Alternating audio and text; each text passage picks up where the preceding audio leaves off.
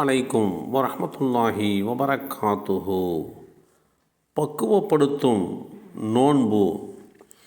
அல்லாஹுடைய தூதர் ஸல்லல்லாஹு அலைஹி வஸல்லம் அவர்கள் கூறினார்கள், பொய்யான பேச்சையும் பொய்யான நடவடிக்கைகளையும் விட்டுவிடாதவர் தம்முடைய உணவையும் பானத்தையும் விட்டுவிடுவதில் அல்லாஹ்வுக்கு எந்த தேவையும் இல்லை. இந்த செய்தி அபூ ஹுரைரா ரலியல்லாஹு அன்ஹு அவர்கள் மூலமாக அறிவிக்கப்பட்டு ஸஹீஹுல் புகாரியிலே 1903 என்ற எண்ணிலே பதிவு செய்யப்பட்டிருக்கிறது. நோன்பு வைத்திருக்கக்கூடியவர் உண்மைதான் பேச வேண்டும். அவர் பொய் பேசுவது அவருடைய நோன்பினுடைய மகத்துவத்திற்கு இடையூறாக அமைந்துவிடும். நோன்பின் மூலமாக கிடைக்கக்கூடிய பரிபூர்ணமான நன்மைகளே குறைவை ஏற்படுத்திவிடும். எனவே நோன்பாளியாக இருக்கின்றவர் பொய் பேசவும் கூடாது, பொய்யான நடவடிக்கைகளையும் இவர் செய்யக்கூடாது என்பதைத்தான் அல்லாஹுடைய தூதர் ஸல்லல்லாஹு அலைஹி வஸல்லம் அவர்கள் நமக்கு தெளிவுபடுத்தியிருக்கிறார்கள். இந்த அடிப்படையிலே இஸ்லாமிய மார்க்கம் நோன்பை விடுவதற்கென்று சில விதிமுறைகளை வழங்கியிருக்கின்றது. பயணத்தில் இருக்கக்கூடியவர், பயணம் புறப்பட்டு செல்கின்ற ஒருவர் பயணத்தின் போது சஹருக்குண்டான உணவு இயலாது என்கின்ற சூழ்நிலையில் உள்ளவர், உணவை பெற்றுக்கொள்ளாதவர், இவர் பயணத்தை மேற்கொள்கின்ற அந்த நாட்களில் மாத்திரம் நோன்பை விட்டுவிட்டு ரமலான் முடிந்ததற்கு பின்பாக எத்தனை நோன்பு பயணத்திலே விடுபட்டு போனதோ அந்த நோன்புகளையெல்லாம் அவர் திரும்ப எடுத்து நோக்க வேண்டும், எண்ணி நோக்க வேண்டும் என்று இஸ்லாம் வலியுறுத்துகிறது. அதேபோன்று கர்ப்பிணி பெண், குழந்தைக்கு தாய்ப்பால் கொடுக்கக்கூடிய பெண், இவர்கள் தற்காலிகமாக நோன்பை விட்டுவிட்டு கர்ப்பிணி பெண் குழந்தையை பெற்றெடுத்ததற்கு பின்பாகவும்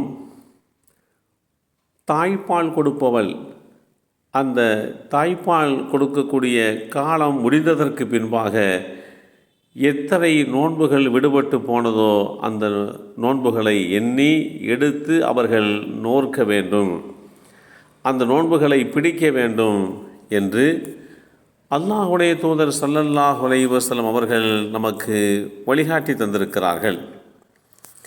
குழந்தைக்கு தாய்ப்பால் அவசியம் என்பதனால் அந்த நேரத்தில் நோன்பை விடுவதற்கு இஸ்லாம் அனுமதி வழங்குகிறது.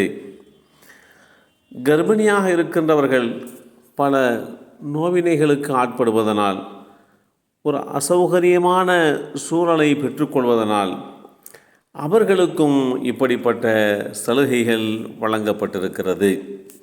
நோன்பு வைத்திருக்கக்கூடிய ஒருவர் சிகிச்சை அடிப்படையிலே ஊசி போடுவதனால் அவருடைய நோன்புக்கு எந்த விதமான பாதிப்பும் வராது.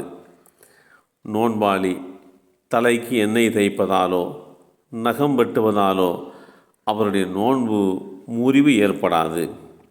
சிகிச்சைக்காக ஒருவர் தன்னுடைய உடலை பாதுகாப்பதற்காக வேண்டி, ஆரோக்கியத்தை பாதுகாப்பதற்காக வேண்டி ஊசி போடுவதை இந்த மார்க்கம் வழிகாட்டி தருகிறது, அனுமதி வழங்குகிறது. ஒருவர் தெம்புக்காக வேண்டி, உடல் வலிமைக்காக வேண்டி அவர் ஊசி போட்டு கொள்கிறார் என்று சொன்னால் அப்போது நோன்பு முறிந்துவிடும். ஊசியின் மூலமாக மருந்துகள் ஏற்றப்பட்டு சிகிச்சை என்கின்ற அடிப்படையிலே அது அனுமதிக்கப்பட்டது. ஆனால் உடல் வலிமைக்காக வேண்டி குடிக்காமல் சாப்பிடாமல் இருக்கிறோம் அல்லவா, அந்த பலனை தருகின்ற, உடலுக்கு வலிமையை தருகின்ற அது மாதிரி உண்டான ஊசி போட்டுக்கொள்வதன் மூலமாக நோன்பு முறிந்துவிடும். ஒருவருக்கு நோன்பு வைத்திருக்கின்ற சூழ்நிலையிலே இரத்தம் வருகிறது என்று சொன்னால் அதன் மூலமாக நோன்பு முறியாது. ஆனால் பற்களின் ஈறுகளில் இரத்தம் வந்து அதன் சுவை தொண்டையில் உணரப்பட்டால் அப்போது அவருடைய நோன்புக்கு பாதிப்பு வந்துவிடும். புகையை நோன்பாளி வேண்டுமென்றே வாயிலே நுழைய வைக்கிறார் என்று சொன்னால் அப்போதும் அவருடைய நோன்பு முறிந்துவிடும். அவருடைய விருப்பமின்றி நுழைந்தால் நோன்பு முறியாது. பல் துலக்குவதன் மூலமாக நோன்பு முறியாது என்பது நாம் எல்லாம் அறிந்த விஷயம்.